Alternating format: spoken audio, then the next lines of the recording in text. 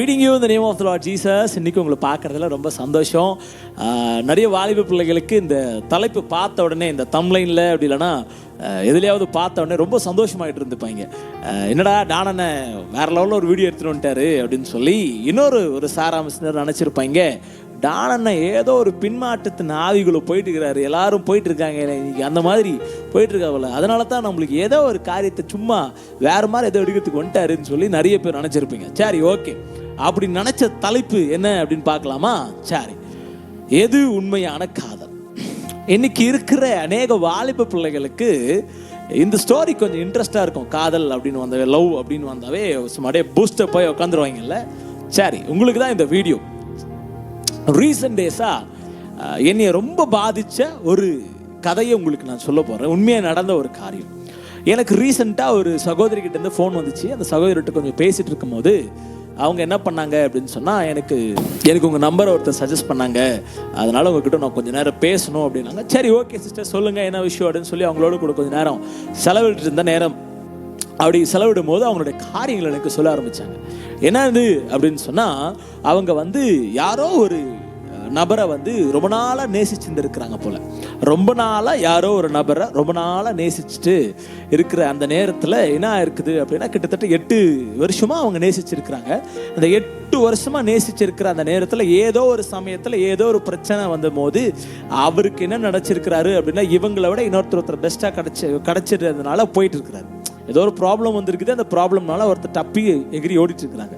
So அப்படி போனதுனால இப்போ இந்த அக்காவுடைய வாழ்க்கை எப்படி மாறிடுச்சு அப்படின்னு சொன்னால், இப்போது என்னை நம்பினவன் என்னை கைவிட்டுட்டான் அப்படின்னு சொல்லி இந்த அக்கா என்ன பண்ணிட்டாங்க, நான் ரொம்ப நாளாக இவங்க சேர்ந்து ஒன்றா வெளியே போயிருப்பாங்க, சாப்பிட்ருக்கிற அந்த மாதிரி காரியங்கள்லாம் இருந்ததுனால இவங்களால் அதை தாங்கிக்க முடியாததுனால என்ன பண்ணியிருக்கிறாங்க அப்படின்னு சொன்னால், சரி வாழ்க்கையை முடிச்சுக்கலாம் அப்படின்னு சொல்லி சூசைட் பண்ணிக்கலாம் அப்படின்னு சொல்லி அவங்க என்ன பண்ணியிருக்கிறாங்கன்னா, தன்னையே முடிச்சுக்கணும் அப்படின்னு சொல்லி சூசைட் பண்ணிட்டு இருக்காங்க. சூசைட் பண்ணிட்டு பட் ஆண்டவரோட கிருபையில் அவங்க பழச்சிட்டு கொண்டு போய் ஹாஸ்பிட்டல்லாம் சேர்த்து இருக்கிற அந்த நேரத்தில் என்ன ஆச்சு அப்படின்னு சொன்னால், ஒரு 3 நாள் அப்படியே அன்கான்ஷியஸ் ஸ்டேட்டில் இருந்திருக்கிறாங்க.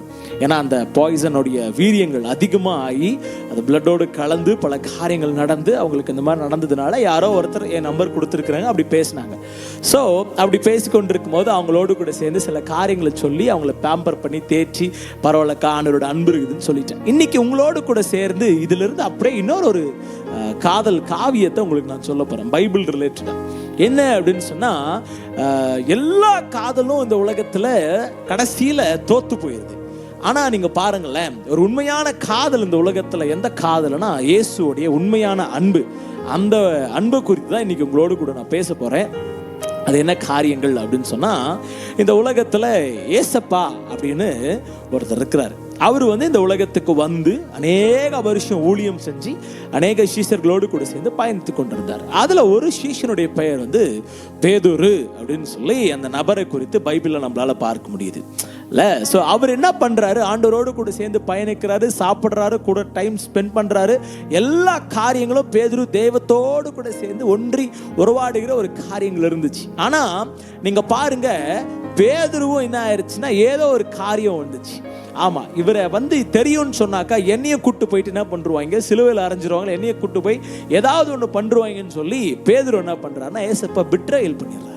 இவர் யாருன்னே எனக்கு தெரியாதுங்க, ஐயோ இவர் யாருன்னு எனக்கு தெரியாதுங்க, நீங்கள் வேற இவரை போய் என்ன அப்படின்ற மாதிரி சொல்லிடுறாங்க.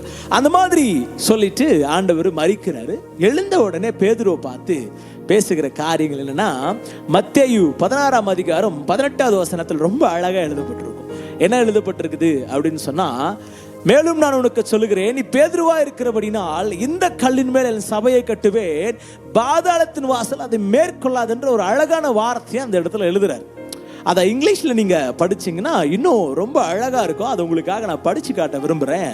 நான் ESV வெர்ஷனில் படிக்கிறேன், சரிங்களா?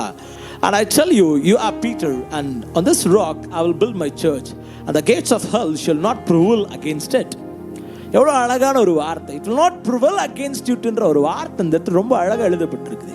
ஒருவேளை அதை பார்த்து கொண்டிருக்கிற வாலிப தம்பி, நீங்கள் நினைக்கிறீங்க ஏதோ ஒரு காரியம் உங்களை விட்டு போயிடுச்சு, அவ்வளோதான் வாழ்க்கை முடிஞ்சிருச்சுன்னு சொல்லி. ஆனால் உங்களுக்கு ஒன்று சொல்லட்டுமா, இந்த உலகத்தில் தோத்து போகாத ஒரு காதல் இயேசு கிறிஸ்துவோடைய காதலுங்க. அவரு பாருங்களேன், அவர் வெறுத்த பேதுரு, அவரை பிட்ரைல் பண்ண பேதுருவை பார்த்து அவர் சொல்றாரு, இந்த கல்லின் மேலதான் என் சபையை கட்ட போற, பாதாளத்தின் வாசல் இதை மேற்கொள்ளாது ஒரு நாளும். இந்த உலகத்துல இருக்கிற அன்பு என்ன சொல்லுச்சு? ஏதோ ஒன்று பெட்டரா கிடைச்சு நான் போயிடுறேன்னு சொல்லுச்சு. ஆனா ஆண்டவருடைய அன்பு பாருங்களேன், என்ன நீ போட்டு கொடுத்த, என்ன இது பண்ண ஆனாலும் பரவாயில்ல, இதுக்கப்புறம் தான் நான் உன்னை இன்னும் அதிகமா நேசிக்க போறேன், இதுக்கப்புறம் தான் இன்னும் அதிகமா உன் மேல அன்பு கூற போறேன், இதுக்கப்புறம் தான் இன்னும் அதிகமா உன்னோடு கூட சேர்ந்து நான் நேரத்தை செலவிட போறேன்ற ஒரு காரியத்தை ஏசப்பா சொல்லி பேதுருவை ஆசீர்வதிக்கிறத நம்ம அங்க பார்க்கிறோம்.